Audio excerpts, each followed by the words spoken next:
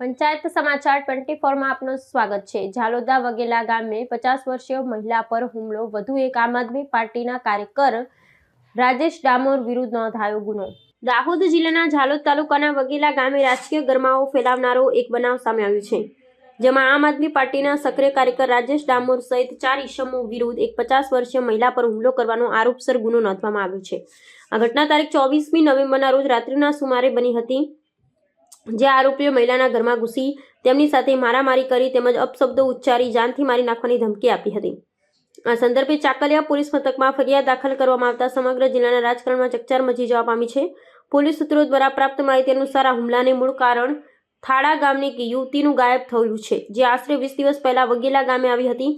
લાપતા યુવતીને પરત સોંપવાની માંગણી સાથે રાજેશ ડામોર અને તેના 3 સાથીઓ ભોગ બનનાર મહિલાના ઘરે પહોંચ્યા હતા।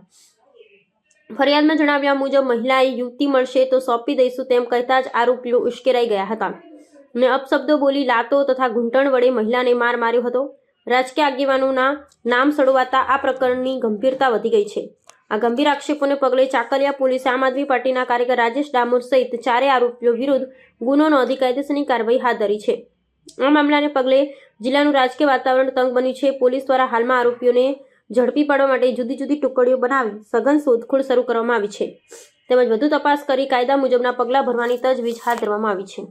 ચાકલિયા પોલીસ સ્ટેશનના વઘેલા ગામે ફરિયાદી શ્રી મધુબેન ડામોર નાઓનો દીકરો પ્રિતેશ થાળા ગામની દીકરીને સાથે પોતાના ઘરે લઈ આવેલ હોય, જે અનુસંધાને થાળા ગામના સરપંચના પતિ રાજેશ ડામોર તેમજ બીજા અન્ય 3 ઇસમો ફરિયાદી મધુબેનના ઘરે ગઈ તારીખ 24/11ના રોજ આવેલા અને ફરિયાદીને કહે કે ભાઈ તમે અમારા ગામની દીકરીને કેમ લઈ ગયેલા છો, તેમ કહેતા ફરિયાદીએ જણાવેલ કે ભાઈ આ તમારા ગામની દીકરી છે, એને મારા દીકરા સાથે પ્રેમ સંબંધ હોય અને મારા દીકરા સાથે સંમતિથી રહે છે, જેથી આ કામના જે આરોપી રાજેશ ડામોર છે એકદમ ઉશ્કેરાઈ ગયેલો અને તેની સાથે બીજા જે 3 જેટલા ઇસમો આવેલા એ પણ એકદમ ઉશ્કેરાઈ ગયેલા અને ફરિયાદીને જે બેન છે એને ગળદાપાટુનો માર મારેલ હોય, જે અનુસંધાને ચાકલિયા પોલીસ સ્ટેશન ખાતે BNS કલમ 115(3), 351, 352 મુજબની ફરિયાદ દાખલ કરવામાં આવેલ છે અને આ જે રાજેશ ડામોર છે એ હાલમાં જ આમ આદમી પાર્ટી